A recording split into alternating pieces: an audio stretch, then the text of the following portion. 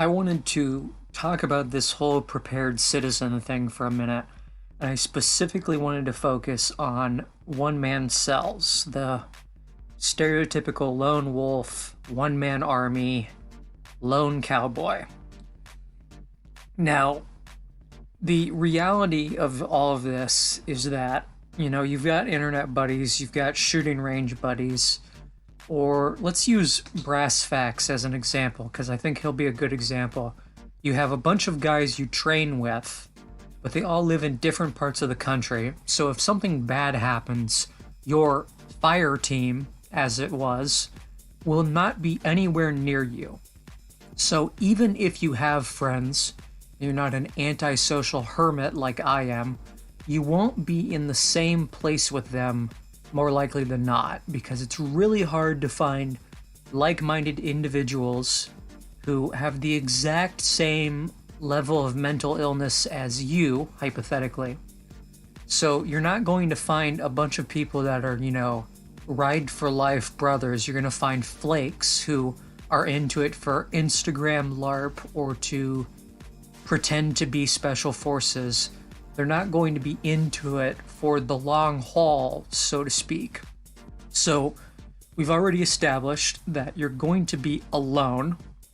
So, like, advanced radio equipment, you probably don't need that because you're going to be operating as a single man cell. Night vision is probably going to be helpful, but laser aiming units probably aren't, because hypothetically, if your country's being invaded or you're having governmental issues, let's say, most of your enemies are going to be able to see infrared lasers or whatever else. If it's a civilian conflict of some sort, there's a ton of other rich people out there that might be bumming around in the woods, and those guys are going to have all the exact same equipment because they wasted the cost of a small house on their fighting kit. Their actual ability to fight notwithstanding, but they will be able to see you. So we've already X'd out comms and laser devices. Night vision is a maybe. You should probably have at least a monocular if you have the money to swing it. You need full combat gear, and unlike a lot of people, I'm going to say you don't necessarily need body armor. And my thought process on that, my theory on that is, let's say you get into an engagement and you are hit, and you're hit with something heavy enough that the plate takes it, handles the impact, but it maybe shatters some of your ribs, or it pulverizes some of your internal organs in the process of doing that. Would you rather A, instantly die from it within the next hour, half hour, or have your armor plate take the hit, and then have to begrudgingly crawl your way out of there, and then, I guess, die 2 days later? Like, if you had to pick one of those two, which one would you pick?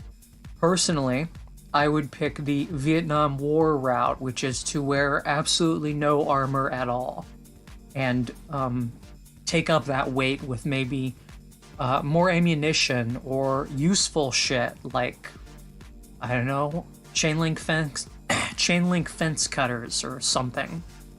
Whether that be the bayonet type or an industrial like construction set. But the other thing that I think people don't really think about at all, that makes me always kind of laugh, is you're not actually Delta Force. You're not actually Special Forces. You're a lone rifleman or like a small fire team. There is not going to be medevac. You are not going to make it to a field hospital because they won't exist.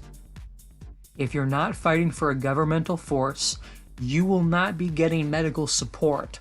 So, your buddies are either going to drag you out of there, or you're going to have to drag yourself out of there, and then what do you do next? You're still going to die.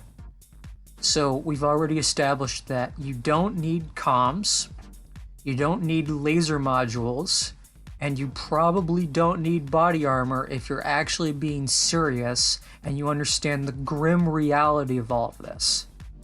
So what do you actually need? Again, you need whatever your general combat gear is. You need a lot of ammunition. You need a rifle that you know how to operate, that you have a decent supply of magazines for, that you like using, because let's face it, one man cell, it doesn't matter if your weapons are interchangeable with anyone else's if you're on your own.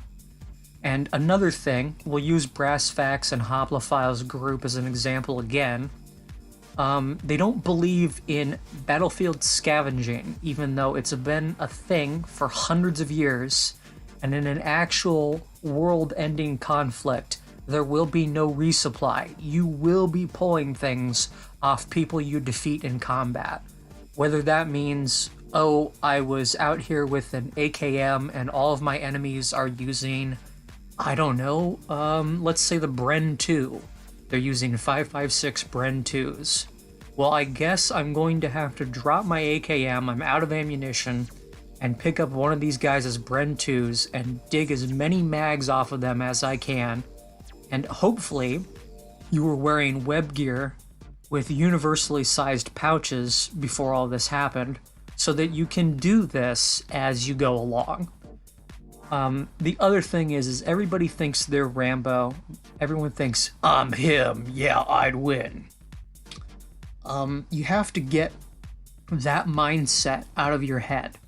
You have to make peace with the idea that defeat is probably going to be the likely outcome for any operation that you commit yourself to. You have to make peace with it and understand that.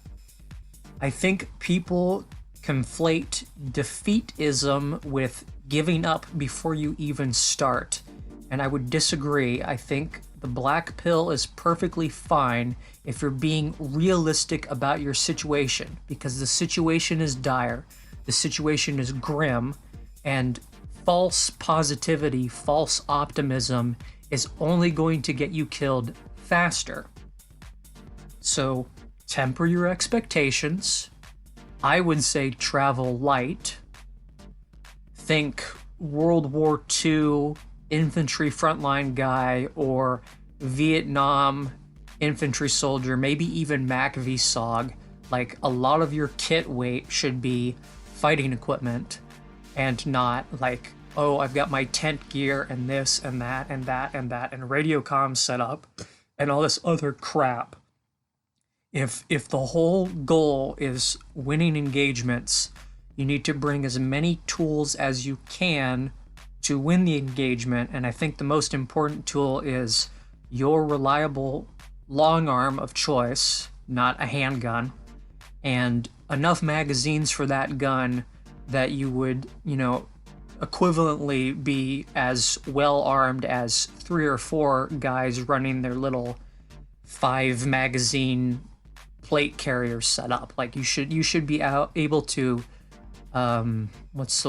outforce multiply individuals like that, because the majority of people, like all these guys running micro rigs and body armor setups, are not going to be doing the 18 mag shuffle. So if you're the guy doing the 18 mag shuffle and your kit weight isn't so high that you can't handle that, like you're physically fit enough, I think you'll be a lot better off than you would be trying to emulate modern Navy SEALs and Delta Force. Again, this is all hypothetical. I don't think the world has gotten quite bad enough yet that anybody would need to do this.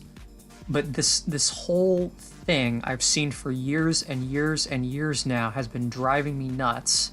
And I never see anyone offer or posit an alternative to it. Everybody says, well, you gotta have this, you gotta have that, you gotta have this, or you're dead in the streets, you're gonna die. And I would respectfully and disrespectfully, in a lot of cases, disagree with that. You know your environment, you know where you'll be engaging at, so nobody but you knows better what you would need. These catch-all approaches, these one-size-fits-all loadout ideas, loadout videos, don't really make sense if you think about it. So figure out where you're at, figure out what you're doing, and figure out what you need, and leave it at that. If anyone actually listened to this, God bless you, and have a nice day.